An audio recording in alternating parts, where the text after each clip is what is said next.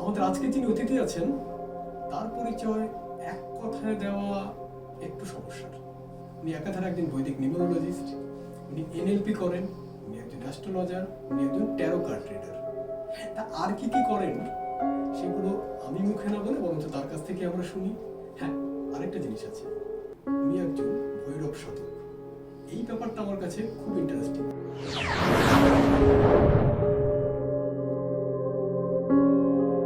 নমস্কার, শুরু করছি আমাদের আজকের পডকাস্ট। সবাইকে স্বাগত জানাই রিয়েল টক বাংলায়। তাহলে আলাপ করে দিই আমাদের আজকের অতিথির সাথে। আমাদের আজকের অতিথি সায়ন্তন সেন। নমস্কার। নমস্কার, আপনাকে স্বাগত জানাই আমাদের রিয়েল টক বাংলায়। Thank you so much for inviting me. আমি শুরু করব ভৈরব বাবাকে দিয়ে। জয় ভৈরব বাবা, জয় মা কালী। আমি সায়ন্তন এবং আমি অনেক বছর ধরে অনেক কিছু শিখছি করছি, কারণ আমি কন্টিনিউয়াস লার্ন করছি। তো ভৈরব সাধনাটা কনস্ট্যান্ট চলছে এবং আমার মনে হয় বাবার রেসেই আজকে যে জায়গায় আমি পৌঁছেছি বা ভবিষ্যতে পৌঁছবো, সেটা সবই বাবার দেখানো পথ। আচ্ছা, আপনার শুরুটা কোথা থেকে, কি থেকে শুরু করেন? আমি শুরু করি ট্যারো দিয়ে। প্রথম আমার শুরু হয় ট্যারো। এর আগে আমি অনেক কিছু কর্পোরেটে ছিলাম অনেক বছর। আচ্ছা, তারপর থেকে লে অফ হয়ে যায় আমার হঠাৎ করে। লে অফ হওয়ার পর লে অফ হওয়ার পর স্পিরিচুয়ালিটির একটা জায়গায় মানে আমার অন্য কিছু হয়ই না, মানে বাবার রেস বলে হয়তো বা যে কোনো কারণেই হোক না কেন, আমি শুধু এটাতেই করতে পেরেছি। আমি অন্য কোনো পথে যেতে পারিনি, চাইলেও পারিনি। তো ট্যারো দিয়ে শুরু, তারপর ট্যারো, নিউমেরোলজি, বাস্তু, হিলিং থেকে শুরু করে আবার এনএলপি, ধরুন আপনি, তারপরে গ্রাফোলজি, হ্যান্ডরাইটিং অ্যানালিসিস যেটাকে বলে আর কি। তো এই সমস্ত কিছু দিয়ে আমি যখন ক্লায়েন্ট দেখি তখন সমস্ত কিছু দেখে অ্যানালিসিস। আপনি সবকিছু অ্যাপ্লাই করেন? আমি সবকিছু অ্যাপ্লাই। এরকম না যে আপনি শুধু যে ট্যারো দেখতে চান। না, আমি যখন ক্লায়েন্টের চার্ট নিয়ে বসি, প্রথমে তো নিউমেরোলজি চার্ট আর অ্যাস্ট্রোলজি চার্ট নিয়ে বসি। তারপর দরকার হলে আমি তার হ্যান্ডরাইটিংও আনিয়ে নিই এবং সমস্ত কিছু বিচার করে তাহলে একটা হোলিস্টিক অ্যাপ্রোচ আমি দিতে পারি, সাজেশন দিতে পারি। এই ট্যারোর সাথে নিউমেরোলজির কি সম্পর্ক আছে? কোনো সাবজেক্টের সঙ্গে কোনো সাবজেক্টের কোনো সম্পর্ক নেই, আবার এটাও বলতে পারি না যে নেই। যেমন ট্যারোতে বিভিন্ন নাম্বার আছে আপনার, তো সেই নাম্বারগুলোর সঙ্গে এই যে নিউমেরোলজির নাম্বারগুলো, অ্যাকচুয়ালি ট্যারোর নাম্বারগুলো নিউমেরোলজির নাম্বার। তো আমরা যে রেমেডি দিই যখন ট্যারোতে, তখন এটা নিউমেরোলজি ইউজ করে কিন্তু দিই। আচ্ছা, তো এইটুকু সামঞ্জস্য আছে। এবং আমি কি করি, ট্যারো যেহেতু মনে করুন কোনো ক্ষেত্রে নিউমেরোলজি দিয়ে আমি মোটামুটি একটা দিন কয়েকের হিসেব পেলাম, বাট এখন পার্টিকুলারলি কি এনার্জি আছে সেটা দেখার জন্য আমি ট্যারো ইউজ করি, অ্যাঞ্জেল কার্ড ইউজ করি। আচ্ছা, অ্যাঞ্জেল কার্ড আর ট্যারো কি এক না, আলাদা? দুটো আলাদা। ট্যারোটা হচ্ছে রাইডার ওয়েট, যেটা আমাদের একেবারে শুরু থেকে চলে আসছে, সেটা ছাড়াও এখন অনেক ধরনের ট্যারো বেরিয়েছে। কিন্তু অ্যাঞ্জেল কার্ড হচ্ছে এটা অনেকটা ট্যারোর মতো, কিন্তু এক্স্যাক্টলি ট্যারো নয়। অ্যাঞ্জেল কার্ড হচ্ছে আপনি অরাকল অ্যাঞ্জেল আপনি শাফল করবেন এবং অ্যাঞ্জেলসরা আপনাকে মেসেজ দেবে এবং সেটার সঙ্গে আপনাকে ট্যারোকে কানেক্ট করতে হবে। আপনি কি করতে পারেন, ট্যারো নিতে পারেন, অ্যাঞ্জেল নিতে পারেন, দুটো নিয়ে মিলিয়ে দেখতে পারেন, মোটামুটি সিমিলার মেসেজেস আসবে। But at the same time মানে এটা অনেক স্ট্রাকচার্ড, অ্যাঞ্জেল কার্ডে অতটা স্ট্রাকচার নয়, এটা আপনাকে অনেকটা বেশি ইনটিউটিভ। আচ্ছা, এটাই ডিফারেন্স। এই যে মেসেজ আসে বলছেন, কার কাছে? আপনার কাছে আসবে? মানে অবশ্যই যিনি রিডার তার কাছে আসে। রিডারের কাছে আসবে। হ্যাঁ, এবং অনেক ক্ষেত্রে এরকম হয়, মনে করুন কোনো ক্লায়েন্ট আমার কাছে এসেছেন এবং তার এই সময় সেই মেসেজটা দরকার, সেই মেসেজটাই আসবে যেটা ওনার দরকার। আচ্ছা, এটা ইনটিউটিভ। তো ওই জন্য কোনো কিছুকেই ফেলার মতো নয়। মানে আমরা অনেক সময় কি করি, যারা বেদিক অ্যাস্ট্রোলজার হয় তাদেরকে আমরা একটু বেশি ভ্যালু দিই, কিন্তু বেদিক নিউমেরোলজিস্ট বা ট্যারো রিডাররা অতটা ভ্যালু পান না মার্কেটে। আমি তো অনেকদিন মার্কেটে আছি, আমি দেখছি। তো কিন্তু ব্যাপারটা হচ্ছে প্রত্যেকের স্কিল ডিফারেন্ট এবং কাউকে কিন্তু ফেলা যায় না। আজকে যদি আমার এই স্কিলটা থাকে, এটা আমি করে খাচ্ছি, মানে আমি নিশ্চয়ই আমার সেই জায়গাটা আছে, সেই এনার্জিটা আছে এবং সেই আশীর্বাদটা আছে, সেই জন্যই আমি সেটা পারছি। একজন বেদিক নিউমেরোলজিস্ট, একজন বেদিক অ্যাস্ট্রোলজার, দুজনে হয়তো আলাদা সাবজেক্ট ডিল করছে, বাট দুজনের এক্সপার্টিসই কিন্তু দুটো সাবজেক্টে থাকা দরকার, নাহলে অসম্ভব ক্লায়েন্ট হ্যান্ডেল করা। এক্স্যাক্টলি। আপনি তো হরোস্কোপও করেন? হ্যাঁ, হরোস্কোপ। হরোস্কোপও রাখেন তার সাথে? অবশ্যই হরোস্কোপ রাখি। আমি অ্যাপে বার করে নিই, আমার যে অ্যাপ আমি ইউজ করি সেই অ্যাপে বার করি। এবং আমি নিউমারোলজির চার্ট বানিয়ে নিই হাতে, বানিয়ে এবার দুটো সঙ্গে রেখে তারপর সঙ্গে ট্যারো রাখি। আমার স্ক্যানার আছে এনার্জি স্ক্যান করার জন্য। মনে করুন যে ক্লায়েন্ট এলো তার হয়তো এনার্জি এখন 70%। এবার যদি আমি সামনাসামনি দেখি তাহলে আমি এনার্জি ক্লিয়ার এটা কি করে বোঝেন? স্ক্যানার আছে, স্ক্যানার দেখে বোঝা স্ক্যানারটা যায়। কিরকম? আপনি কোনোদিন বাস্তু স্ক্যানার দেখেছেন? না।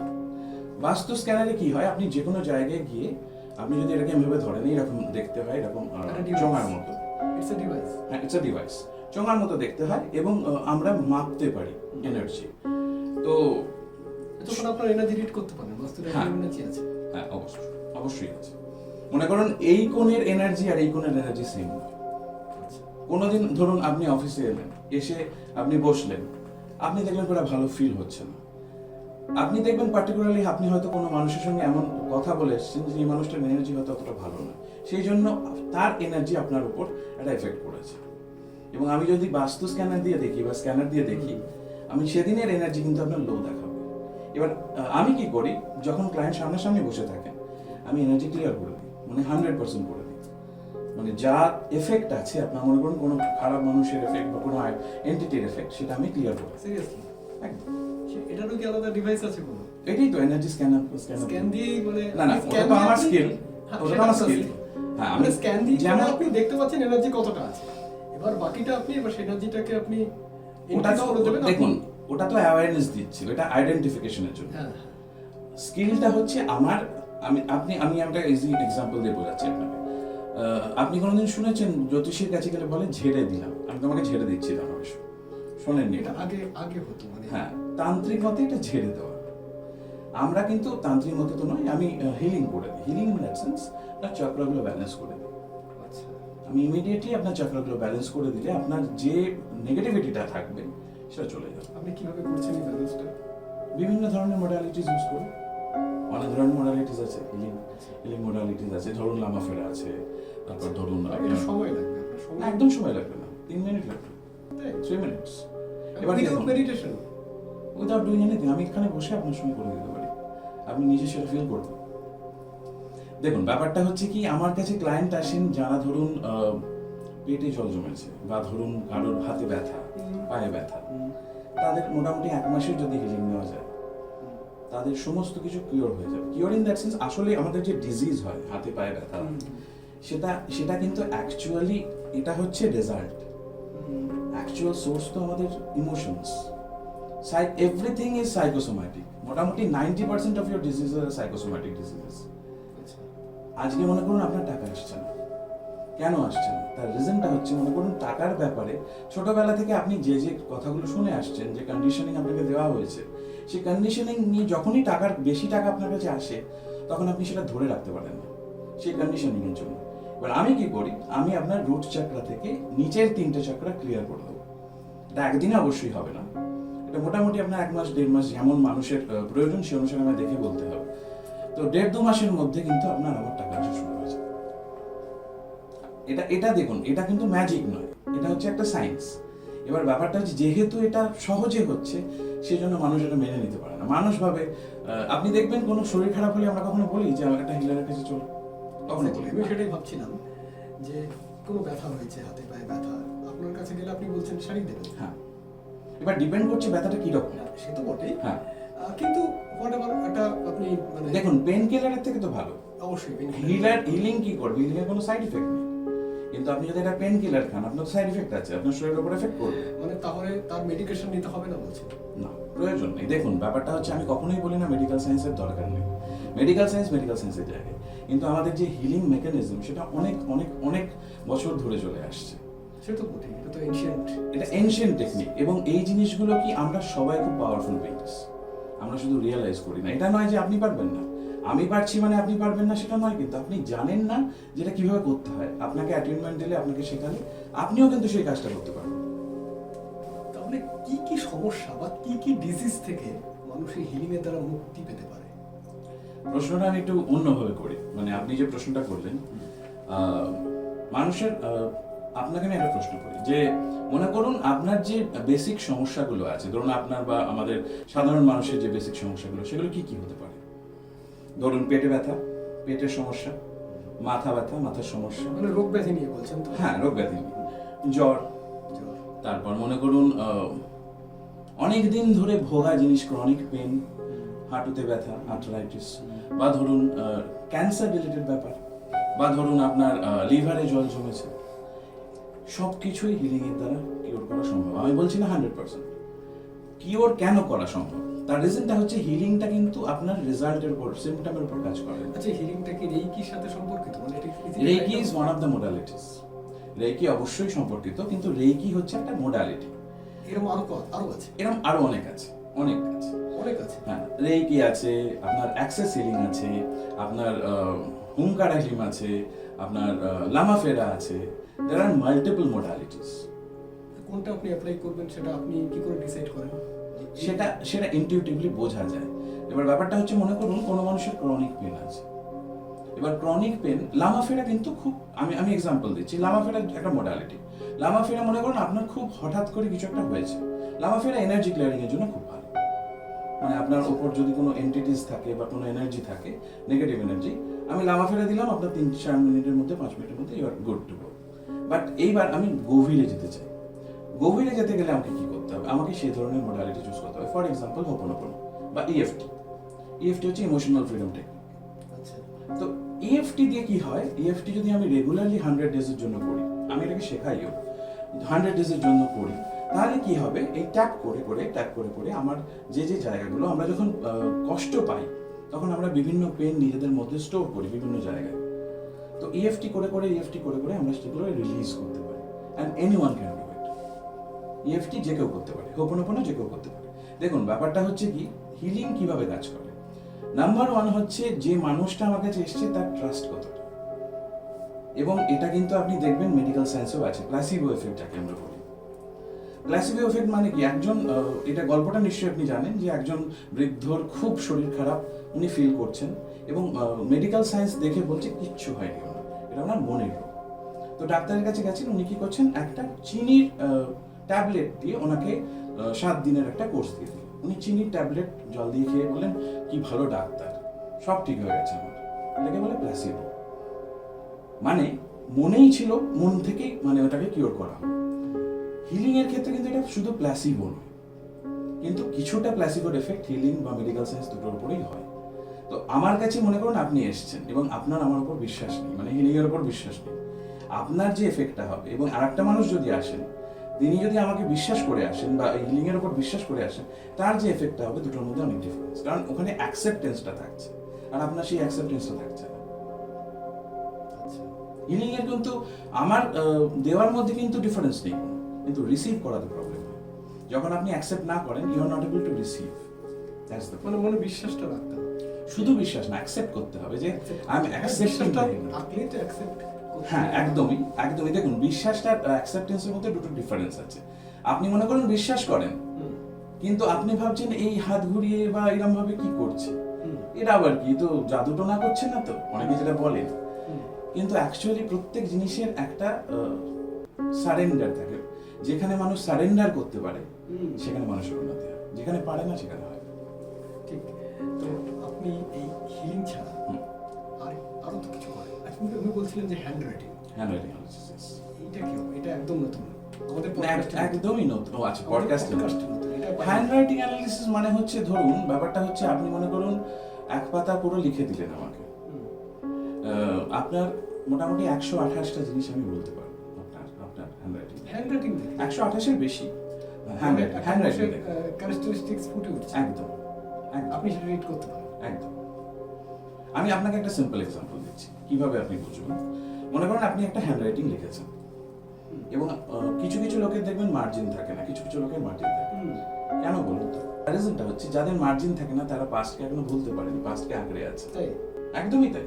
এবং যখনই আমি কোনো মানুষকে গ্রাফোথেরাপি দিই, গ্রাফোথেরাপি মানে হচ্ছে হ্যান্ড রাইটিং অ্যানালিসিসের আপনার যে একটা আঁকড়ি চেঞ্জ করা বা একটা অক্ষর চেঞ্জ করা, লেখা চেঞ্জ করলে কিন্তু আপনার ব্রেন চেঞ্জ হবে, ব্রেন চেঞ্জ হলে কিন্তু আপনার রেজাল্ট চেঞ্জ হবে। আপনি যদি সাকসেসফুল হতে চান, আপনার টি চেঞ্জ করতে হবে। আমার লেখা, আপনার লেখায় যে টি, সে টিটা যদি আপনি চেঞ্জ করে নেন এবং প্র্যাকটিস করেন, একটা পার্টিকুলার ওয়ে আছে, সেটা আমি বলে দেবো কিভাবে করতে হয়। সেটা যদি আপনি করেন 21 দিন ধরে, আপনার ওটা চেঞ্জ হয়ে যাবে। এটা কিন্তু নতুন, নতুন, আমার কাছে কিন্তু আমি আপনাকে বুঝিয়ে দিচ্ছি কিভাবে এটা কাজ করে। আপনি বলবেন যে কিভাবে এটা কেন কাজ করে, শুধু একটা টি চেঞ্জ করলে সব চেঞ্জ হয়ে যাবে, ম্যাজিকের মতো লাগবে, তাই তো? এবার যখন আপনি টিটা লিখবেন, ধরুন টি এর দুটো অংশ হয়, একটা নিচের একটা অংশ টি আর ওপরের একটা আপনি ক্রস করছেন। কেটে দিচ্ছি। এবার আপনি দেখবেন বেশিরভাগ মানুষ যাদের সেলফ এস্টিম কম, যারা সাকসেসফুল নয়, তাদের টিটা নিচে থাকে, মানে টি এর যে বারটা, ক্রস বারটা, সেটা মাঝখানে নিচে থাকে। তো যখন আমি টি ক্রস করছি, আমি এখানে ক্রস করছি, আমি আপনাকে দেখাচ্ছি ক্রস করছি। এবার এটাকে আমি কি করব, এটাকে উপরে করে দেবো। আপনি উপরে যদি ক্রস করেন, আপনার যে নার্ভের চেঞ্জটা হচ্ছে লেখার সময়, আপনার নার্ভের চেঞ্জ হচ্ছে, এইটা ব্রেনে যাচ্ছে, ব্রেনে মেসেজ পাঠাচ্ছে যে you need to think in a different way now. খুব সূক্ষ্ম ব্যাপার। সূক্ষ্ম ব্যাপার, এবং সেটা But কিন্তু it works. আপনার রেজাল্টে আসে, অবশ্যই কাজ করে, অবশ্যই কাজ করে। আচ্ছা, আরেকটা জিনিস আপনি তখন বলছিলেন, হুম। আমি এই ব্যাপারটা নিয়ে আমারও খুব ইন্টারেস্টিং লাগে। আমার অনেকবার আমি এই নিয়ে কথা বলেছি। প্রারব্ধ, প্রারব্ধ, হ্যাঁ। মানে কত জন্মের কর্মফল হুম। এই জন্মেও তারা করে, এই নিয়ে আমি অনেকবার আলোচনা করেছি বিভিন্ন পডকাস্টে। এটা কি হয়? অবশ্যই প্রারব্ধ আছে তো। আপনি যদি চান, আমি ব্যাপারটাকে পুরো এক্সপ্লেন করতে পারি, মানে সংক্ষেপে যদি করেন দর্শকদের মধ্যে। হ্যাঁ। আচ্ছা, ব্যাপারটা হচ্ছে কি, 4 ধরনের কর্মা হয়। প্রারব্ধ কর্মা, প্রথমে আসবো সঞ্চিত কর্মা, প্রারব্ধ কর্মা, ক্রিয়ামান কর্মা আর আগাম কর্মা। তো প্রারব্ধ কর্মাটা, ধরুন আপনি বলছি যে আপনার কাছে একটা ব্যাগ ফুল অফ জেমস আছে, আপনি একটা জেমস নিয়ে একটা পাত্রে রাখলেন। এবার এই ব্যাগ ফুল অফ জেমস হচ্ছে আপনার সঞ্চিত কর্মা। তো এই একটা জেমস নিয়ে যে আপনি একটা পাত্রে রাখলেন, ওটা আপনার জীবন, ওটা প্রারব্ধ, এবং that is 60% of your entire life. এর মধ্যে এবার পড়ে রইল 40%, যেটা আপনি এখন করছেন, যে কাজটা আপনি এখন করছেন, এটাকে ক্রিয়ামান কর্মা বলে। এবং কিছু কিছু কর্মা আমরা আটকে দেওয়ার চেষ্টা করি, সেই কর্মাটা গিয়ে কিন্তু আটকে গেলে, এখন মনে করেন হিল হলো না, বা কোনো মানুষ হয়তো হঠাৎ করে রত্ন পড়ে নিল, যে সমস্ত কিছু কিন্তু ক্লিয়ার হয়ে গেল, ক্লিয়ার হলো না, ধরুন ডিলে হয়ে গেল, তার ফলে সেটা কিন্তু আগাম কর্মাতে কিন্তু এফেক্ট করে। আগাম কর্মা কি, ইন্টারেস্ট ওয়াইজ, মনে করুন আজকে যে প্রাইসটা আপনি পে করলেন, মানে আমি ডিলে করতে পারি, বাট আমাকে have to pay. yes you have to pay, Today or tomorrow. but one thing is suffering is unnecessary. যদি আপনি সেরকম কাজগুলো করেন, হিলিং নিতে পারেন, বা ধরুন আপনি বৈদিক মন্ত্র উচ্চারণ করতে পারেন, সেই জায়গাগুলো যদি আপনি করেন, তাহলে কিন্তু আপনার জিনিসটা তো হবেই আপনার সাথে, বাট সাফারিংটা হয়ে যাবে। প্রারব্ধকে কি কাটানো যায়? প্রারব্ধে দেখুন, প্রারব্ধের দুটো পার্ট, একটা হচ্ছে যেটা আপনার সঙ্গে হচ্ছে, and how you are responding to it. তো যেটা হচ্ছে সেটা কাটানো সম্ভব, কিন্তু how you are responding to it can be changed. মনে করুন আপনার প্রারব্ধ হচ্ছে, আপনি রাস্তা দিয়ে যাচ্ছেন, একটা বিশাল বড় গর্ত আছে, প্রারব্ধ হচ্ছে আপনি ওখানে পড়বেন, কিন্তু যদি আপনি উপায়গুলো করেন, সঠিক উপায়গুলো করেন, তাহলে আপনি পড়বেন, কিন্তু আপনার পা ভাঙবে না, পাটা হয়তো মচকে গেল। মানে suffering can be changed, not প্রারব্ধ। কারণ দেখুন, আপনি প্রারব্ধটা হয় কি করে, আমরা এই যে এত মানুষের ক্ষতি করে এসেছি, কেউই ধোয়া তুলসী পাতা নই। আজকে দেখে আমরা যখন আয়নার সামনে দাঁড়াই, আমরা মনে হয় আমি তো কিছু কারোর সাথে করিনি, কিন্তু আমার সাথে কেন এরকম হচ্ছে, কিন্তু আমরা গত জন্মে বা তার আগে জন্মে বা তার আগে জন্মে গিয়ে করে এসেছি। আমরা তখন হয়তো এতটা ইভলভ ছিলাম না। সেটাকে ঠিক করা যায়? অবশ্যই ঠিক করা যায়। দেখুন, ব্যাপারটা হচ্ছে কি, ওই কর্মটা তো আপনি চেঞ্জ করতে পারবেন না, কিন্তু ফলের যে ব্যাপারটা, যে সাফারিংটা, সেটা কমানো সম্ভব। কিন্তু আমি যেটা করেছি, যেটা করে এসেছি, সেটা ডিটেক্ট করবো কি করে? সেটা ডিটেক্ট করার জন্য দুটো প্রসেস আছে। একটা হচ্ছে আপনি আকাশিক করতে পারেন, আকাশিক রেকর্ড রিডিং বলে, যেখানে আকাশাতে গিয়ে আমি চেক করব যে আপনার কোন কর্মের ফলে আপনি আজকে এই জায়গায় পৌঁছেছেন, সেই জায়গাটার উপর কাজ করলে আপনি যাবেন, আমি যাব। আমার গত জন্মে আপনি যাবেন। ইয়েস, আপনার শুধু গত জন্মে নয়। দেখুন, আকাশা বলে একটা রেকর্ড রিডিং লাইব্রেরি আছে আমাদের, যেমন আমরা বলি না যে আমরা চিত্রগুপ্ত সমস্ত হিসেব রেখেছেন, ওই রকম ব্যাপার। লাইব্রেরিটা কোথায় এক্সিস্ট করে? এটা এক্সিস্ট করে আমাদের আকাশে, আমাদের আকাশে? স্পেসে। ইয়েস, আপনি কি ট্রাভেল করুন সেখানে? ইয়েস, এটাকে অ্যাস্ট্রাল ট্রাভেল। দেখুন, এটার ব্যাপারটা হচ্ছে কি, দুটো ধরনের, এটা আপনি বিশ্বাস করবেন কি করবেন না সেটা আপনার উপর। আমি জানতে চাইছি। হ্যাঁ, দেখুন, ব্যাপারটা হচ্ছে কি, আকাশিক আর পিএলআর। পিএলআর কি হয়, পিএলআর মানুষকে নিজে নিয়ে যাওয়া হয় হিপনোথেরাপির মাধ্যমে, আর আকাশিকে আমি যাব আপনার হয়ে। আপনি আপনার ডেট অফ বার্থ সমস্ত কিছু ডিটেলস দেবেন, আমার স্পিরিচুয়াল গাইডদের হেল্প নিয়ে আমি ওখানে যাব, গিয়ে আমি চেক করব এবং আপনাকে সেই মেথডটা বলে দেবো। কিভাবে যাবেন? মানে meditation, through meditation. Through meditation. আচ্ছা, তাহলে আপনি বলছেন যে আপনি সূক্ষ্ম দেখে যাবেন। আচ্ছা, সেখানে কি আপনি সব দেখতে পান, মানে বুঝতে পারেন সব, যে মানে কনসাস মাইন্ডে যাচ্ছেন? কনসিয়াস মাইন্ডে অবশ্যই যাচ্ছে, কিন্তু ব্যাপারটা হচ্ছে কি ওখানে ইনটিউটিভ ব্যাপারটা দরকার। কারণ ফর এক্সাম্পল আপনি যেমন ট্যারো রিডিং করেন, আপনি কি করে জানলেন যে এই কার্ডটাই তুলতে হবে? How do know? আপনি কি করে জানবেন? এটা আপনার Intuition. একটা ইনস্টিংক্ট কাজ করে।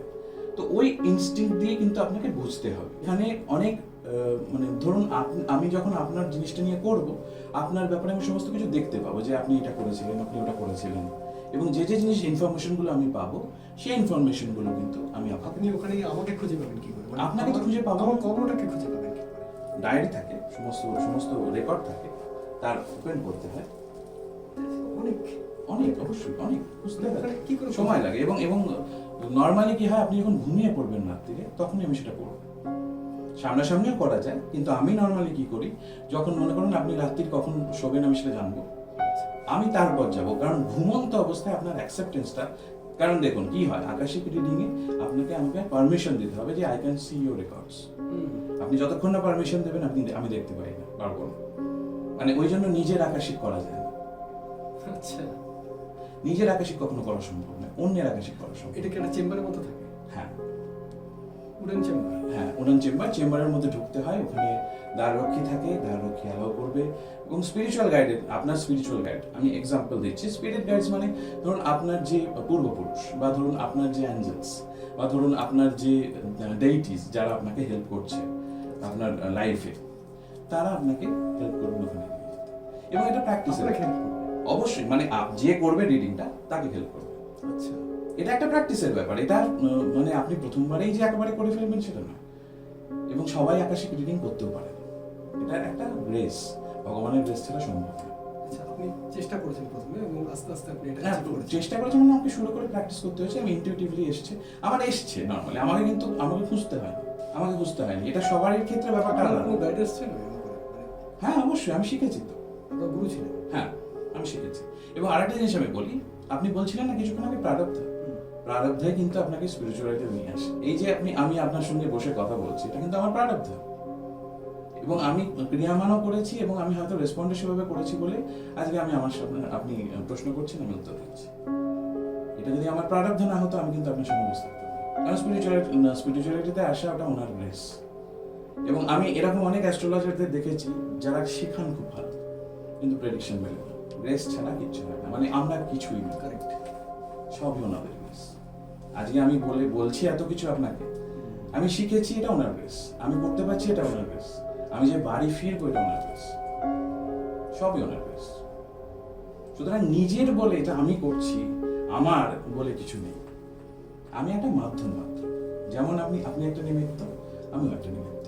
সেটাই। তাহলে আকাশিক করে কি অনেক সমস্যার সমাধান করে ফেলা যায়? হ্যাঁ দেখুন, আমার যেহেতু অনেকগুলো টুলস আছে, আমি শুধু আকাশিক করি। মনে করুন কোনো মানুষের খুবই প্রবলেম, মনে করুন কারোর সাথে রিলেশনশিপে খুবই প্রবলেম হচ্ছে, সেই মানুষটাকে সে চাইছে কিন্তু ফিরছে না। তো সেক্ষেত্রে আমি আকাশিক করে দেখলাম যে এই মানুষটার সাথে এই মানুষটা খুব খারাপ করেছিল আগের জন্মে।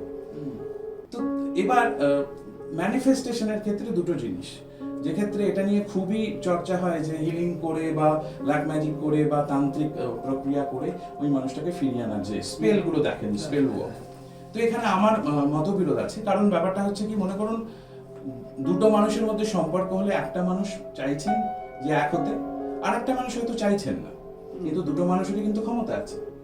এবার আমি এনাকে ম্যাজিক করে কিন্তু চেঞ্জ করতে পারবো না যে ইনি এসে এনাকে অ্যাকসেপ্ট করবে, সেটা সম্ভব নয়। যেটা যারা বলেন, আমি জানি না তারা কিভাবে বলেন, কিন্তু আমার এক্সপিরিয়েন্সে যদি দুটো মানুষই চায় এক হতে, তাহলে কিন্তু সেটা সরাসরি। আচ্ছা, এবার ভৈরব সাধনায় আসি। এইটা নিয়ে আমার জানার অনেক কৌতূহল। অবশ্যই। তারা সাধনা, কালী সাধনা জেনেছি এ ব্যাপারে, বড় সাধনা। ভৈরব সাধক সেভাবে পাইনি আমি। আচ্ছা। এবং এই ভৈরব নামটাই অনেক কৌতূহল জায়গায়। আচ্ছা, কেন কৌতূহল জায়গায় বলছি? আচ্ছা। শিব, মহাদেব, ভৈরব একই তো? অবশ্যই আমি বলবো কেন তারা আলাদা। হ্যাঁ, তো ভৈরব মধ্যে একটা রহস্য আছে। শিব মহাদেব অনেক কাছে, ভৈরব একটু ব্যাপারটা একটু ভীতিপ্রদ সাধারণ মানুষের মধ্যে। আসল ব্যাপারটা ঠিক উল্টো। উল্টো? শিব মহাদেব কাছের নয়, শিব মহাদেব ট্রান্সেন্ডেন্টাল, মানে ওনারা ধ্যানে বসে আছেন, শিব বা মহাদেব। ভৈরব বাবাকে পাওয়া, ভৈরব বাবা আমাদের কাছাকাছি আছেন যাতে, এবং দেখুন অনেক যেমন হনুমানজি এবং ভৈরব বাবা আমাদের কাছাকাছি প্লেনেই আছেন, যার ফলে আমরা ওনার পুজো করলে বা সাধনা করলে ওনাকে অনেক তাড়াতাড়ি রাখতে পারি। কিন্তু ভৈরবের সাথে একটা শ্মশানের যোগ আছে। অবশ্যই আছে। শ্মশান, দেখুন ব্যাপারটা হচ্ছে কি, সব সাধনায় যে শ্মশানের সাথে যোগ আছে তা নয়। এবার কোনো মানুষ ভাবলো যে আমার ভৈরব বাবার প্রতি ইনক্লিনেশন আছে এবং সেক্ষেত্রে আমি সাধনা করব ঘরে বসে, সেক্ষেত্রে তারা করতে পারে, অবশ্যই গুরুর আদেশে, এবং কিছু কিছু জিনিস মেনে নিলে সম্ভব করা। তারা হয়তো মানে কমপ্লিট জিনিসটা করতে পারবে না, তো কিছুটা করা সম্ভব। 30-40% হলেই লাইফ করতে যাবে। আপনি এলেন কি করে ভৈরব সাধনায়? আমি আসিনি তো, আমাকে আনা হয়েছে। এবং সত্যি কথা বলতে কি, আপনার আমাদের যে আমরা বলি না, আমি ভৈরব সাধক, আমি তারা সাধক, আমি কালী সাধক, ওনারা চুজ করেন, আমরা চুজ করি না। আমরা তো নিমিত্ত, আমি তো আগেই বললাম। ওনারা চুজ করেন যে এই মানুষটার থ্রু আমি এই এই কাজগুলো করাবো। আজকে যে আমি এসেছি আপনার কাছে ভৈরব সাধনা, ভৈরব বাবাকে নিয়ে আলোচনা করছি, এটা ওনার ইচ্ছে। এবং আপনি যখন আমাকে পাঠালেন জিনিসটা, মানে আইডিয়াটা, সেদিন বটক ভৈরব জয়ন্তী ছিল। তো আপনি ভাবুন, এটা ওনার ইচ্ছে ছাড়া অসম্ভব। ওনার ইচ্ছেতেই আমরা ওনাদের চুজ করি, এবং ওনার ইচ্ছে হলে মানে এক্ষেত্রে আপনি ব্যাপারটা কি বলবো, যে আপনার মধ্যে জিনিসটা না মিললে, অ্যালাইনমেন্ট না এলে, উনি কিন্তু আপনাকে চুজ করতেন। হ্যাঁ, এটা শুনেছি যে ইষ্ট দেবতাই চুজ করে। একদম, মানে ভৈরবই আপনার ইষ্ট দেবতা। একদমই তাই। এটা সূত্রপাত কোথা থেকে? এটা সূত্রপাত দেখুন, আমি তো সব সময় পড়াশোনার মধ্যে থাকি,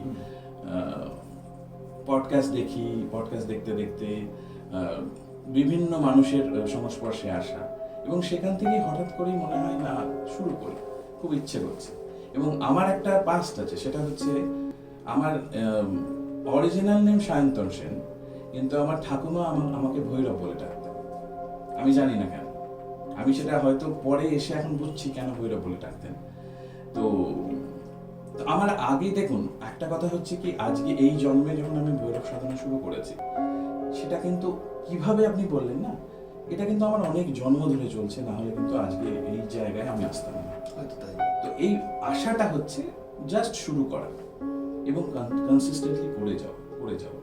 এই সাধনাটা কিরকম? এই সাধনাটা কিরকম সমস্ত কিছু আমি বলতে পারবো না। মহাদেবের সাধনা আলাদা? অবশ্যই একটু আলাদা, এটা তান্ত্রিক মতে। কিন্তু ব্যাপারটা হচ্ছে কি, তন্ত্রকে আমরা যেভাবে দেখি, তন্ত্র কিন্তু সেভাবে নয়, সেরকম নয়। তন্ত্র হচ্ছে একটা যন্ত্রকে নিয়ে বা ইনস্ট্রুমেন্টকে নিয়ে তাকে এক্সপ্যান্ড করার চেষ্টা করে। তন্ত্র মানে কিন্তু ব্ল্যাক ম্যাজিক, ব্ল্যাক ম্যাজিক নিম্নতন্ত্র। এবার ব্যাপারটা হচ্ছে 108 জন্ম ধরে সতী ভৈরব বাবার কাছে, মহাদেবের কাছে তন্ত্রের কথা শোনেন, এবং সেটাকেই আমরা কিন্তু বিভিন্ন তন্ত্রের মাধ্যমে পাই। এখন অনেক কিছুই হারিয়ে গেছে। আমরা রুদ্র আমল তন্ত্রে ভৈরব বাবার মেনশন আছে, যেখানে আমরা ভৈরব বাবার সম্বন্ধে জানতে পারি যে এইভাবে পুজো করা উচিত। এবং একটা খুব ভালো কাহিনী আছে যে ভৈরব বাবা এলেন কি করে। তো একদিন কি হচ্ছে, ব্রহ্মা আর বিষ্ণুর মধ্যে তর্ক বেঁধেছে যে কে বড়, আমি বড় দেব না তুমি বড়, এবং দুজনে লড়াই করছে। তখন মহাদেব এসে মহাদেব বললেন যে ঠিক আছে, বিচার হোক, কে বড় তোমরা। আমি একটা বিশাল আলোর স্তম্ভ বানাবো, বিষ্ণু যাবে নিচে আর ব্রহ্মা যাবে উপরে, তোমাদের এর আদি আর অনন্ত খুঁজে বার করতে। তো বিষ্ণু বরাহ অবতারে নিচে যাওয়া শুরু করেন এবং ব্রহ্মা উপরে যাওয়া শুরু করেন, এবং বিষ্ণু অনেক যুগ ধরে ঘুরেও কিন্তু তার শেষ খুঁজে পান, এবং ফিরে এসে বলেন আমি স্বীকার করছি, আমি তো বড় দেব নই, আমি শ্রেষ্ঠ নই, আমি পাইনি খুঁজে আদি অনন্ত। কিন্তু ব্রহ্মা ফিরে এসে মিথ্যে বলে যে আমি খুঁজে পেয়েছি, এবং কেতকী ফুল হচ্ছে আমার সাক্ষী। তো সেই জন্য মহাদেবের ইয়েতে আপনি দেখবেন এতটুকু ইউজ হয়। তো এবং ব্রহ্মাকে তখন কার্স দেওয়া হয়। কার্স দেওয়া হয় মানে মহাদেব খুব ক্ষেপে যান।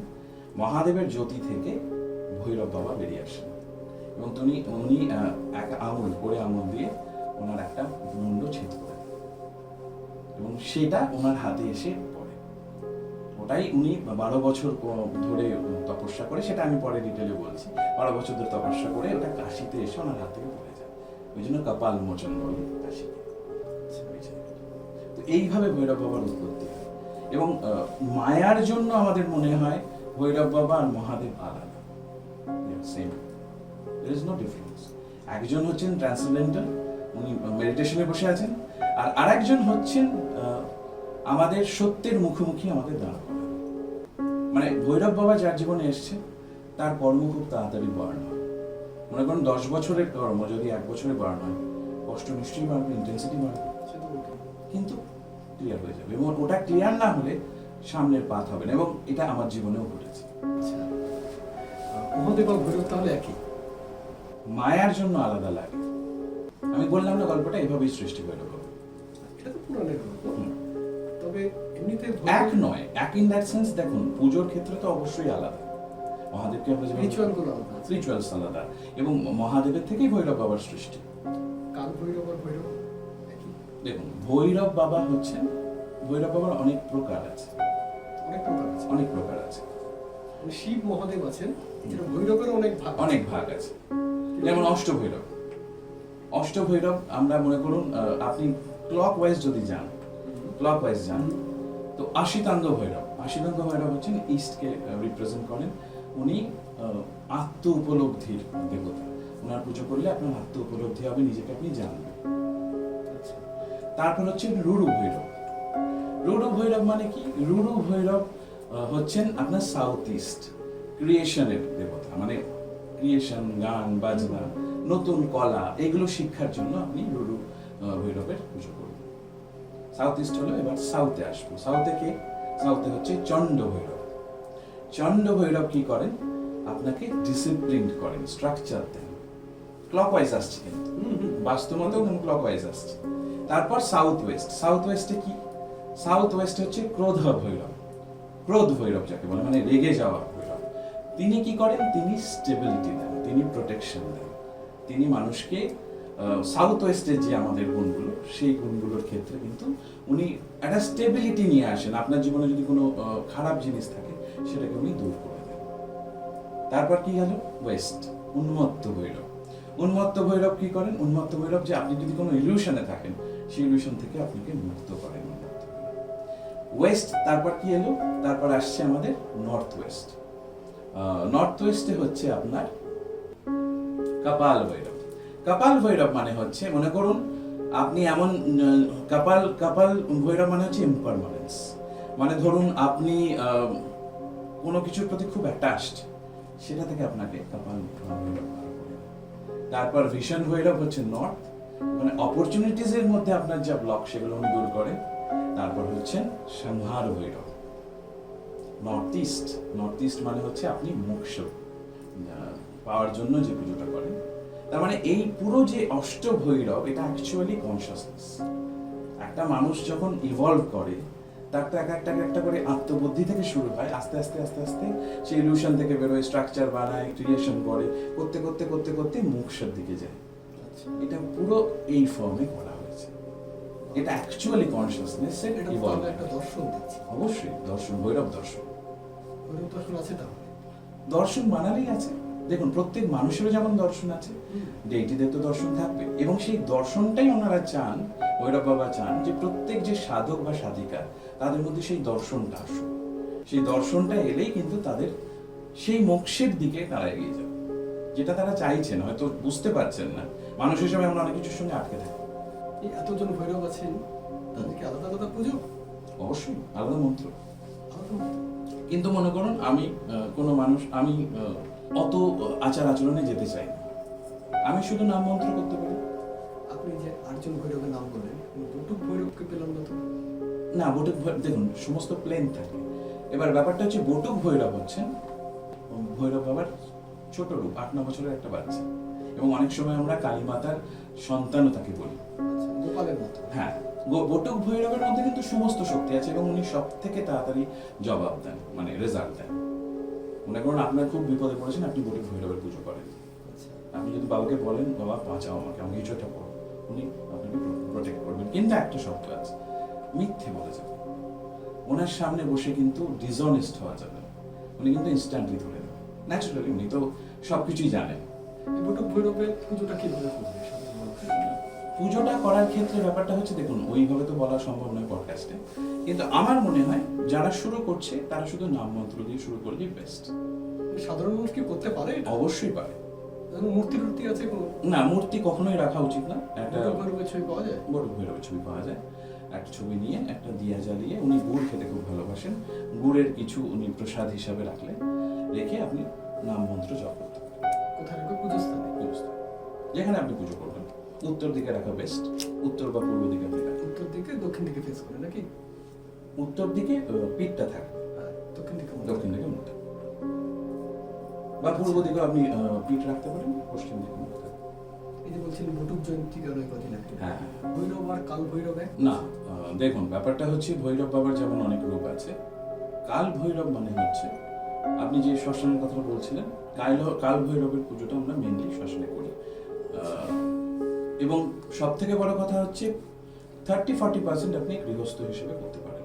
কাল ভৈরবের পুজো করা যায় গৃহস্থের হ্যাঁ, জন্য? হ্যাঁ, করা যায়, কিন্তু নাম মন্ত্র দিয়ে। মানে আপনি যদি অবশ্যই গুরুর, দেখুন কি হয়, আমরা যে গৃহস্থ ব্যাপারটা বলি ওটাতে কিছু রেস্ট্রিকশনস চলে আসে। সেটাই। এবং সবাই তো আর সবকিছু ছেড়ে পুজো করে না, সাধনা করে না। হুম। গুরুর নির্দেশ, গুরু কি দেখেন, গুরু দেখেন আপনার মধ্যে সেই এলিমেন্ট আছে কিনা, সেই এলিমেন্ট দেখেই কিন্তু কাজটা হয়। তো গুরু যদি আপনাকে আদেশ করেন যে আপনি করতে পারেন, আপনি পারেন। আর গুরু যদি বলেন না আপনি করতে পারেন না, আপনি পারবেন না। আচ্ছা, তাহলে কাল ভৈরব একটু আলাদা। কাল ভৈরব আলাদা, অবশ্যই আলাদা। দেখুন ভৈরব বাবার পুজো বলতে, আপনি যার প্রতি আমার মনে করুন কেউ পুজো শুরু করতে চাইছে, আমি নর্মালি কি তাকে সাজেশন দেবো, সেটা হচ্ছে আগে তুমি এটা দেখো যে তুমি কার প্রতি বেশি অ্যালাইন ফিল করছো। তুমি বটুক ভৈরব, নর্মালি লোকে বটুক ভৈরব দিয়ে শুরু করে, ইটস ইজি টু ডু, এবং কোনো সেরকম ব্যাপার নেই, বটুক ভৈরব দিয়ে করা যায়। তো আরো অনেক কিছু, অবশ্যই অন্য ধরনের কাজ করতে গেলে অবশ্যই বটুক ভৈরবের কিছু শ্বসন প্রক্রিয়াও আছে, সেগুলো আলাদা। কিন্তু নর্মাল সেন্সে বটুক ভৈরব দিয়ে শুরু করা যায়। এবার সেই মনে হয় যে মানুষকে আমি বলছি, সে হয়তো কাল ভৈরবের প্রতি একটু বেশি ইনক্লাইন্ড, তো সে কাল ভৈরবে শুরু করতে পারে, নাম মন্ত্র দিয়ে কোনো অসুবিধা নেই। আমি আপনি বলেন যে মূর্তি না রাখতে। মূর্তি রাখলে কি হয়, মূর্তিতে অসুবিধা হয়। মূর্তিতে অধিষ্ঠান করেন ওনারা। যখনই আপনি মন্ত্র করবেন, দেখুন আপনি যখন মন্ত্র বলছেন, যিনি ভৈরব বাবা তাকে আপনি জাগ্রত করছেন, এবং তিনি মূর্তি থাকলে ওখানে অধিষ্ঠান করবেন। এবং এটা যদি বাড়িতে হয় সমস্যা হয়। আপনি যদি আলাদা মন্দির করে করেন অসুবিধা নেই, আচ্ছা, কিন্তু make sure you are discipline. কারণ অনেক বছরের পর আপনি সেখানে নিত্য পূজাটা খুব দরকার। একদম নিত্য পুজো না করলে হবে না, আপনাকে স্নান করাতে হবে, অভিষেক করাতে হবে, প্রপার গাইডেন্স ফলো করতে হবে গুরুর। হ্যাঁ, অবশ্যই। এবং এক্ষেত্রে কি, ছবি রাখলে যে কিছুই করতে হবে না সেটা নয়। ছবি রাখলে কি করতে হবে, ছবি রাখলে আপনি নিয়মিত সাধনা করুন, নিয়মিত পরিষ্কার করুন, বসুন, প্রসাদ দিন। মানে কালাষ্টমীর তিথিতে আপনি একটা সংকল্প নিন। কালাষ্টমী মানে যেটা ভৈরব বাবার স্পেশাল দিন, প্রত্যেক মাসে আসে। অষ্টমীর যে তিথি হয়, কৃষ্ণপক্ষের যে অষ্টমী তিথি, সেটা আমাদের ভৈরব বাবার স্পেশাল দিন। ওই দিনে আমরা একটু বিশেষ পুজো করি, মানে ওই দিনে বেশি মন্ত্র জপ করা, বা ধরুন ওই দিন কিছু খাবার বানিয়ে বাবাকে দেওয়ার পর তারপর ভান্ডারা করা। মনে করুন আপনি আপনার বাচ্চাদের বা বাড়ির বাচ্চাদের খাওয়ালেন, বা বাইরের বাচ্চাদের খাওয়ালেন, বা কুকুরদের খাওয়ালেন। কুকুরদের খাওয়ানোটা খুব জরুরি, কুকুরদের না খাওয়ালে হয় না। তো এই যে একটা স্পেশাল ব্যাপারটা, সেটা আমরা কালাষ্টমীর দিন করি, কৃষ্ণাষ্টমীর দিন। কাল ভৈরব আর মহাকাল, এখানে মিল কি আছে? কাল ভৈরব আর মহাকাল ভৈরব হচ্ছেন একদম ট্রান্সেন্ডেন্টাল ফর্ম অফ ভৈরব বাবা। আমি একটা সিম্পল এক্সাম্পল দিয়ে বলছি। কাল ভৈরব টাইমের কন্ট্রোলার, কাল ভৈরব। এবার মনে করুন একটা নদী বয়ে যাচ্ছে, এবার নদী কিভাবে বইবে সেটা কাল ভৈরব ডিসাইড করে। মহাকাল ভৈরব কি করেন? মহাকাল ভৈরব হচ্ছেন সমুদ্র, বিয়ন্ড রিভার, সেই নদীটা গিয়ে কিন্তু সমুদ্রে পড়ছে, বিয়ন্ড টাইম হচ্ছে মহাকাল ভৈরব। তো এগুলো দেখুন সমস্ত আমাদের কনসেপ্ট। আপনি যখন কাউকে আপনার ডেইটিকে মনে করেন, আপনার ডেইটিকে যখন আপনি ভাবেন, চিন্তা করেন আপনার ডেইটি সম্বন্ধে, আপনি কিন্তু এভাবে ভাবেন না আমি কাল ভৈরব করবো না আমি মহাকাল ভৈরব করবো। আসলে বটে। আপনি নিজের যার সাথে কানেক্ট হতে পারেন আপনি তার সাথে কানেক্ট হন, এবং তারপর আপনি জানেন আচ্ছা এই ব্যাপারগুলো। আপনি দেখুন আমার মনে হয় এই জিনিসটা অনেকটাই এক্সপিরিয়েন্সিয়াল। মানে আপনি যত নিজে এক্সপিরিয়েন্স করবেন, এটা কিন্তু আপনি এক্সপ্লেন করতে পারবেন না হাউ গুড ইট ফিলস। এটা ডিপেন্ড করছে আপনার প্রারব্ধের উপর আর আপনার সাধনার উপর। আপনি ধরুন কুকুরদের খাওয়াতে, কুকুরের সাথে কি সম্পর্ক আছে? অবশ্যই। কুকুর কি কালভৈরবের বাহন? অবশ্যই। কেন বলুন তো? কেন? তার রিজনটা হচ্ছে কুকুরদের মধ্যে ভৈরব তত্ত্ব আছে। আপনি ভৈরব তত্ত্ব নিয়ে আমরা একটু আলোচনা করছিলাম কিছুক্ষণ আগে। ভৈরব তত্ত্ব হচ্ছে কুকুরের মধ্যে একটা জিনিস আপনি দেখবেন, লয়ালটি। সেটা অন্য কারোর মধ্যে, কোনো প্রাণীর মধ্যে আপনি দেখবেন না। এবং আর একটা জিনিস হচ্ছে কুকুর কিন্তু ক্ষেত্রপাল। কোনো বাড়িতে যদি আপনি কুকুর রাখেন, সেটা আপনি পেটও যদি রাখেন, দেখবেন কেউ বেল বাজলে আগেও চিৎকার করবে, আগেও গিয়ে দাঁড়াবে। Protector of the entire home, ওর মধ্যে ভৈরব তত্ত্ব আছে। এবং সেই জন্যই দেখুন, যে মানুষটা আমি কিছুক্ষণ আগে বলছিলাম না ডেইটি চুজ করেন, যে মানুষটার মধ্যে সেই তত্ত্ব থাকবে সেই মানুষটাকে কিন্তু বাবা চুজ করেন সাধক। সেরকমই এই যে স্পেসিস, এই যে সোয়ান বলি আমরা, কুকুরের মধ্যে এমন একটা জিনিস আছে যেটা কোনো প্রাণীর মধ্যে নেই, সেটা হচ্ছে লয়ালটি, অনেস্টি। এবং ওদের মধ্যে দেখবেন কোনো প্যাচ নেই, ওরা কিন্তু সামনে এক পিছনে এক নয়, মানুষের মতো। এবং এইটাই কিন্তু ভৈরব তত্ত্ব। আপনি মনে করুন বাবার সামনে বসেছেন, আপনি 5টা খুন করে বসেছেন বাবার সামনে, বলছেন বাবা আমি খুন করে ফেলেছি, বাবা কিন্তু আপনাকে মাফ করবেন না। এটা ভাববেন না যে বাবা ভুল করলে বাবা মাফ করে দেবেন, বাবা কিন্তু শাস্তি দেবেন। কিন্তু অ্যাট দ্য সেম টাইম আপনি যদি ক্ষমা চান, আপনি যদি স্বীকার করে নেন অনেস্টলি, উনি কিন্তু আপনার সাফারিংটা কমিয়ে দেবেন। আমি খুনের কথাটা এক্সাম্পল হিসেবে দিলাম। এবং খুনের থেকেও দেখুন ছোট খাটো জিনিস, আপনার ফ্লজ, আপনার ভালো, আপনার মন্দ, সমস্ত কিছু বাবাকে বলবেন। এবং একটা কুকুর দেখবেন যখন কেউ খাওয়ায়, কিছু খাওয়ালো, প্রথম দিন খাওয়ালো, দ্বিতীয় দিন কিন্তু সে লেজ নাড়তে নাড়তে চলে আসবে, আপনাকে কিছু করতে হবে। আপনি মনে করেন একদিন ওকে বকলেন, মারলেন, তারপরেও দেখবেন ও চলে আসবে। এবং ভৈরব বাবার এই তত্ত্বটা এরকম। বাড়ির মধ্যে কি কুকুর পোষা উচিত? আমার মতে উচিত, আমার কাছে অবশ্যই আছে। এটা নিয়ে আমি ভিন্ন মত পেয়েছি। মানে আপনি কোন সেন্সে বলছেন, পার্সপেক্টিভটা বলুন, আমি বলবো। আমি বলছি আপনাকে, আমি একটা ভিন্ন মত পেয়েছি। বিভিন্ন লোকের নানা মুনির নানা মত থাকে। একদম।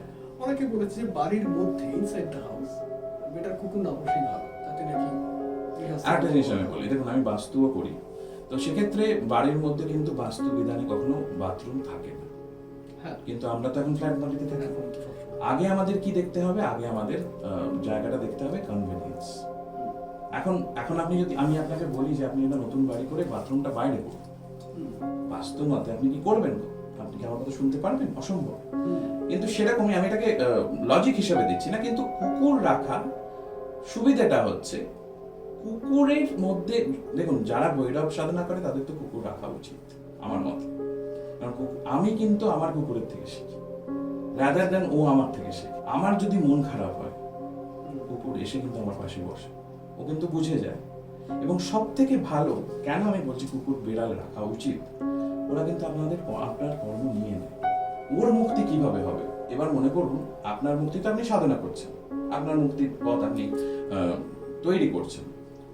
ও আপনার কাছে থাকলে আপনার যে কর্ম, আপনার ওপর যে কর্ম আসে, মাছ, কুকুর আর বেড়াল, এটা নিয়ে নেয়। আপনি দেখবেন আপনার বাড়ির ওপর যদি কোনো কিছু নেগেটিভ হয়, মাছ মারা যায়, মাছ মরে যায়। মানে আপনার যদি আপনি অ্যাকোয়ারিয়ামে থাকে, মাছ মরে যায়।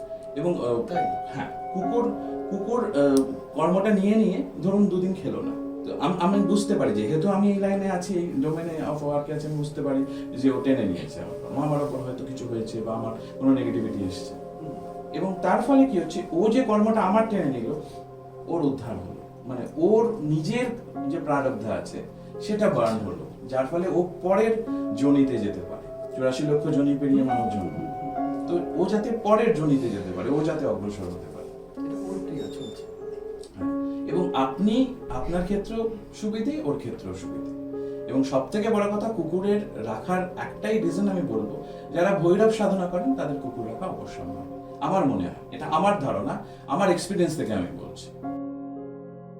রিচুয়ালিস্টিক পয়েন্ট অফ ভিউ থেকে বলে, অনেকে রিচুয়ালিস্টিক পয়েন্ট অফ ভিউ থেকে বলেন, কারণ বাইরের কুকুর অনেক কিছু করে, বা অনেকে এটা বলেন যে কুকুর ভৈরব বাবার বাহন, সেটা বিছানায় উঠছে, এই হচ্ছে। হ্যাঁ, এরকম মতামত। হ্যাঁ। আমার তো ব্যক্তিগতভাবে কুকুর ভালোই লাগে, হ্যাঁ। কিন্তু অনেকের কাছে এরকম শুনেছি যে বাড়ির মধ্যে কুকুর নয়, কুকুর পোষো ঘরের বাইরে থাকবে, তালা নিশ্চয়ই থাকবে, এরকম আর কি। না, আমার মতে কুকুর আমার সঙ্গেই থাকে, এবং বিছানায় না তুললেও, আপনি যদি বিছানায় নাও তোলেন, কিন্তু কুকুরকে কুকুরের সেই জায়গাটা দেওয়া উচিত। কুকুরের মতো কিন্তু প্রাণী হয় না। আমার মনে হয় মানুষের থেকেও উচ্চে কুকুর আছে, মানে আপনি যদি সাবস্ট্যান্সে বলেন। সে তো বটেই, ওদের মতো লাল মানে প্রাণী সত্যিই নেই। এক্স্যাক্টলি।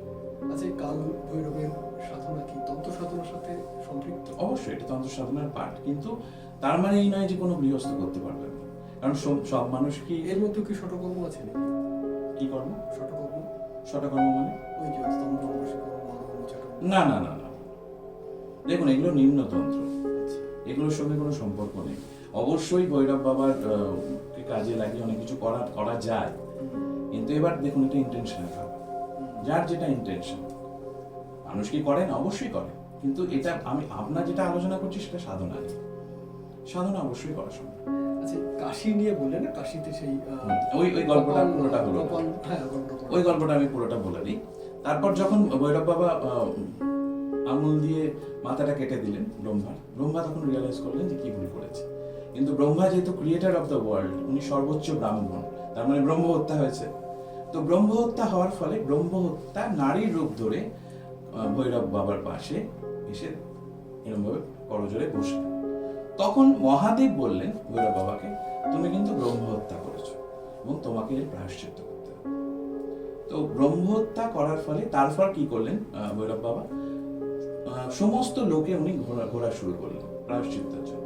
যখন বিষ্ণু লোকে গেলেন, বিষ্ণু ওনাকে বললেন, আমি তো জানি আপনি মহাদেব, আপনার এটা লীলা, কিন্তু আপনি কাশী যান, কাশীতে কিন্তু আপনি যেটা চাইছেন সেটা খুঁজে পাবেন। মানে প্রায়শ্চিত্তের যে জায়গাটা, উনি 12 বছর ধরে ঘুরেছেন শুধু এই লোক থেকে ওই লোক। তারপর উনি কাশীতে পদার্পণ করেন, এবং কাশীতে যাওয়ার পর ওনার হাত থেকে যে কপাল, যেটা মুন্ডটা, সেটা পড়ে যায়, ওই জন্য আমরা কপাল মোচন বলি। এবং ওই কারণেই কাশীর ক্ষেত্রপাল হচ্ছেন ভৈরব বাবা। আচ্ছা, এই জন্যই ভৈরবকে কাশী রক্ষা করতে বলে। হ্যাঁ, কাশিকার কথা মানে এরকম বিশ্বাস আছে যে উনি এখনো ওখানে আছেন। বিশ্বাস নেই, আছেন, আচ্ছা। অবশ্যই আছে। এবং কাশী, একটা জিনিস আমি বলি, যে মানুষ যখন বলে যে আমি কাশী যেতে পাচ্ছি না, কিন্তু আমি ভৈরব বাবাকে খুব ভালোবাসি, সাধনা করি, আমি বলি মানুষ নিজে আপনি কাশী হতে পারেন। আপনার মধ্যে কি ভৈরব বাবা বাস করছে? সেই যোগ্যতার জায়গাটা কিন্তু আসে সাধনার পর। মানে কাশী মানেটা কি? কাশী আসলে হচ্ছে একটা ক্ষেত্র। আমাদের শরীরটা একটা ক্ষেত্র, তার মধ্যে কি ভৈরব বাবা বাস করেন? আমার কতোয়াল কি ভৈরব বাবা? সেটা আগে প্রশ্ন করতে হবে। যারা যেতে পাচ্ছেন না, তারা এইভাবে ভাবতে পারেন যে আমি কাশী ক্ষেত্র, আমি নিজের মধ্যেই ভৈরব বাবাকে স্থাপন করেছি, বা উনি চুজ করেছেন আমাকে, আমি এতটাই ডিভোটেড যে উনি আমাকে চুজ করেছেন যে আমি কাশী হিসাবে একজন নিজেকে প্রকাশ করছি। সেটাও করা যায়। হ্যাঁ, দেখুন ব্যাপারটা হচ্ছে কি, এটা তো মেটাফরিক, যেটা আমি বললাম, রূপক। আমরা আমাদের শরীরে তো কাশির ব্যাপারটা আসে না, কিন্তু আমি যেটা রিয়েলাইজ করেছি, যেগুলো আমি বলছি আপনাকে, সেটা সমস্ত কিছু এক্সপেরিয়েন্সিয়াল। মানে আমার এক্সপিরিয়েন্স থেকে আমি আপনাকে বলছি। হ্যাঁ, তো যারা ধরুন হাঁটুর ব্যথা, পায়ে ব্যথা, যেতে পারছেন না, তারা এইভাবে ভাবলে কিন্তু খুব ভালো ফিল হবে। যারা ভৈরব সাধনা করছেন তাদের কথা বলছি, যারা ভৈরব বাবার প্রতি ইনক্লাইন্ড। আচ্ছা, এই ভৈরব সাধনার ফলে যদি ভৈরব সাধনা করে সাংসারিক জাগতিক কিছু কি পেতে পারে? সবকিছু। কিন্তু ব্যাপারটা কি দাঁড়াচ্ছে আমি বলছি, মনে করুন আপনি প্রারব্ধ নিয়ে বলছেন, যখনই আমি ভৈরব সাধনা শুরু করব, মানে জাগতিক যেমন টাকা পয়সা তখন না না, আমি আমি আমি আসছি ওটাতে। আমি প্রারব্ধ নিয়ে কি বলছি আমি শুনে নিই। সেটা হচ্ছে ব্যাপারটা হচ্ছে প্রারব্ধ ব্যাপারটা হচ্ছে এই যে জাগতিক ব্যাপারগুলো আপনি বললেন সেটা তো প্রারব্ধের উপর ডিপেন্ড করে। আমি যখন ভৈরব সাধনা করছি আমার প্রারব্ধটা বার্ন হচ্ছে, তাড়াতাড়ি বার্ন হচ্ছে। আচ্ছা যেটা আমি আগেও বললাম যে 10 বছরের বা 15 বছরের জিনিসটা 1 বছরে করানো হবে। তো প্রথম যখন আপনি সাধনা শুরু করবেন তখন প্রথম 1 বছর 1.5 বছর আপনার এক্সক্রুশিয়েটিং পেইন হবে। এটা যে সবারই হবে তা নয়, প্রারব্ধের উপর ডিপেন্ড করছে। আচ্ছা কিন্তু বেশিরভাগ ক্ষেত্রে ট্রান্সফরমেশনাল এক্সপিরিয়েন্স হবে। এটা হওয়ার পর কিন্তু এমন কিছু হবে যেটা হয়তো আপনার ভাগ্যেও লেখা ছিল, মানে হয়তো এই জন্মে আপনার লেখা ছিল না, কিন্তু বাবার আশীর্বাদে আপনি সেটা পাচ্ছেন। সুতরাং কখনো মেটেরিয়াল অ্যাসপেক্টের জন্য ভৈরব সাধনা করা উচিত নয়। আপনি যদি করেন আপনি অবশ্যই বাবার সামনে বলতে পারেন, বাবা আমার এই মাসে একদমই কিছু আসছে না, তুমি একটু কিছু দেখো। সেটা আপনি অবশ্যই বলতে পারেন বাবা হিসাবে, উনি আপনাকে সন্তান সম দেখতে পারেন। কিন্তু আপনি যদি ভাবেন যে হ্যাঁ আমি কোটিপতি হব, আমি মিলিয়নিয়ার হব, বাবা আমাকে বানিয়ে দাও, আমি তোমার সাধনা করছি, আমাকে বানিয়ে দাও। বাবা বিজনেস করবেন না, এটাই আমি বলতে চাই। It's not a business. তাহলে তো একটা টার্ম পেলাম, স্বর্ণাকর্ষণ ভৈরব। এখানে কি স্বর্ণকে আকর্ষণ করছে কিছু এরকম আছে? অবশ্যই স্বর্ণকে আকর্ষণ করছেন। এবং স্বর্ণাকর্ষণ ভৈরবের ব্যাপারটা হচ্ছে, আমরা তো লক্ষ্মী, মা লক্ষ্মী বা কুবেরকে জানি ধনের থেকে। মা লক্ষ্মী ক্যাশ ফ্লো নিয়ে আসেন আর কুবের যত্ন করে রক্ষিত রাখেন। কিন্তু স্বর্ণাকর্ষণ ভৈরব হচ্ছে আপনার যে মানি ব্লকেজেস কথাটা নিশ্চয়ই শুনেছেন। মানি পুজো করলে মানি ব্লকেজেস গুলো ক্লিয়ার হয়ে যায়, যার ফলে আপনার টাকা পয়সা আসতে সমস্যা না। কিন্তু শুধুমাত্র তাকে স্বর্ণাকর্ষণ মানে স্বর্ণাকর্ষণ মানে কি? Wealth attraction. Wealth does not only mean money, শুধু টাকা তো নয়। ওয়েলথ মানে হচ্ছে আপনার হেলথ, আপনার প্রসপারিটি, আপনার রিলেশনশিপ, সমস্ত কিছু মিলিয়ে আপনার উন্নতি, আত্মিক উন্নতি, সার্বিক উন্নতি হয়। টাকা পয়সা তো অবশ্যই আসে। আচ্ছা এই স্বর্ণাকর্ষণ ভৈরব কি এর মধ্যেই ছিল? এর মধ্যে তো ছিল না না, আলাদা। আলাদা। আচ্ছা এমনি সাধারণ মানুষ যদি ভৈরব সাধনা শুরু করতে চায়, কোত্থেকে শুরু করবে? মন্ত্রই বা কোত্থেকে পাবে? তার জন্য গুরু দরকার? দেখুন ব্যাপারটা হচ্ছে, গুরু হলে তো খুবই ভালো। যদি ওনার কেউ গুরু না পান প্রথমে, তারা শুরু করতে চাইছেন শুদ্ধ মনে, এটা আমি বলেই দিচ্ছি যে ব্যাপারটা হচ্ছে নাম মন্ত্র দিয়ে শুরু করাটা সব থেকে সেফ, তাতে ক্ষতি হয় না। এবং মনে করুন কেউ শুরু করলো 4, 5, 7, 8, 10 দিন পর, তারপর দেখা গেল যে সে নিতে পারছে না, সবাই তো সেই এনার্জি নিতে পারে না, তখন তার বন্ধ করে দেওয়াই ভালো। কিন্তু যে নাম মন্ত্র ওম ভৈরবায় নমঃ, এইটা দিয়ে শুরু করলে একমালা করে শুরু করা যায়। এক বাবার একটা ছবি নিয়ে, যে কোনো যাকে তুমি মানো, তার ছবি নিয়ে একটা দিয়া জ্বালিয়ে, কিছু খাবার দিয়ে, একটু ধূপ জ্বালিয়ে আসন পেতে বসতে পারেন, বসে নাম মন্ত্র জপ করা যায় একমালা করে। আপনি রোজ একমালা করে বললেন, এটা কিন্তু ব্যাপারটা হচ্ছে ডিসিপ্লিন লাগে, রোজ করতে হবে। ওম ভৈরব ওম ভৈরব, এটা দিয়ে শুরু করা যায়। যদি এবার গুরু পেলে তো খুবই ভালো, উনি আপনাকে দেখে আপনার মধ্যে কি এলিমেন্ট আছে সেটা বুঝে আপনাকে সেভাবে নির্দেশ দেবে, এবং সেটাই মানে আমি বলবো সেটাই করা উচিত। কারণ সবারই ক্ষেত্রে অনেকেই অনেক কিছু শুরু করে, কিন্তু শুরু করে সবার ক্ষেত্রে তো সেই এফেক্টটা আসে না। তো গুরু থাকা সব থেকে ভালো, মানে এটা সেফেস্ট মেথড। আর যদি মনে হয় না গুরু পাচ্ছি না, this is the way to go ahead. আপনি কি গাইড করেন? না, আমি এখনো আমার মনে হয় না আমি সেই জায়গায় এসেছি, কিন্তু তবুও আমি কেউ জানতে চাইলো, আমার মনে করেন যে ক্লায়েন্টস, তাদেরকে আমি অবশ্যই করি, কিন্তু গুরু হিসেবে এখনো পর্যন্ত আমার মনে হয় আমি আরো পথ যাওয়া অনেক বাকি। তাহলে আমি মোটামুটি গাইডেন্স দিতে পারবো, গাইডেন্স দিতে পারবো, কিন্তু মন্ত্র দীক্ষা আমি দিই। গাইডেন্স অবশ্যই দিতে পারবো, মন্ত্র দীক্ষা দিই। ভালো লাগলো, আপনার কাছে অনেক কিছু জানলাম, আর অনেক কিছু হয়তো বাকি রয়ে গেল, আমাদের নিশ্চয় আলোচনা হবে। আপনার সঙ্গে যদি কেউ মিট করতে চায়, কানেক্ট করতে চায়, কিভাবে করবে একটু যদি বলেন। আচ্ছা, আমার সঙ্গে যোগাযোগ করতে গেলে আমার ফোন নাম্বার আছে 6290277607 এ কল করতে পারেন, হোয়াটসঅ্যাপ করতে পারেন। আমার ফেসবুক আছে, ফেসবুকে শান্তন সেন লিখলে আপনারা খুঁজে পাবেন, ফলো করে রাখতে পারেন। আমি অনেক কিছু শেয়ার করি, আমার সঙ্গে কনসাল্ট করতে পারেন, কোচিং নিতে পারেন, হিলিং নিতে পারেন। এবং দেখুন, যদি কানেকশন হওয়ার হয় এমনিতে হয়েই যাবে। আর যদি আপনাদের মনে হয় রিয়েল টকের থ্রু আপনারা কানেক্ট করবেন, সেক্ষেত্রেও আপনারা করতে পারেন। সত্যি খুব ভালো লাগলো, অনেক কিছু জানলাম গরিব সাধারণ সম্বন্ধে। আগে তো আমরা জানতামও না অতটা ভালোভাবে, আমাদের দর্শকরাও জানলো। তো আপনার সঙ্গে যোগাযোগ করতে এভাবে করবো। আপনি কোথায় কোথায় মানে থাকছেন, কোথায় বসেন? আমি আপাতত অনলাইনই করছি, অনলাইন কনসালটেশন। আমি অফলাইনটা এখন কিছুদিন বন্ধ রেখেছি, আচ্ছা। আবার শুরু করার ইচ্ছে আছে। কারণ ব্যাপারটা হচ্ছে কি, অনলাইনে হলে অনেক সুবিধে হয়, অনেক মানুষকে আমি দেখতে পারি। অফলাইন হলে কি হয়, একটা টাইমের কনস্ট্রেন্ট হয়ে যায়, তো সেক্ষেত্রে আমার সমস্যা হয়। আমি আগে সাউথে বসতাম, এখন আর সেটা করছি না আপাতত। ভেবে দেখবো ভবিষ্যতে, মানে ডিমান্ডের উপর ডিপেন্ড করছি। আমরা কথা বললাম আজকে সায়ন্তন সেনের সাথে, তার সাথে অবশ্যই যোগাযোগ করতে পারেন যে কোনো সমস্যার সমাধানে। তাহলে আজকের মতো এই অবধি, দেখা হচ্ছে পরের এপিসোডে, পরের পডকাস্টে। সবাই ভালো থাকবেন, ভালো রাখবেন, ভালো কাজ করবেন। নমস্কার।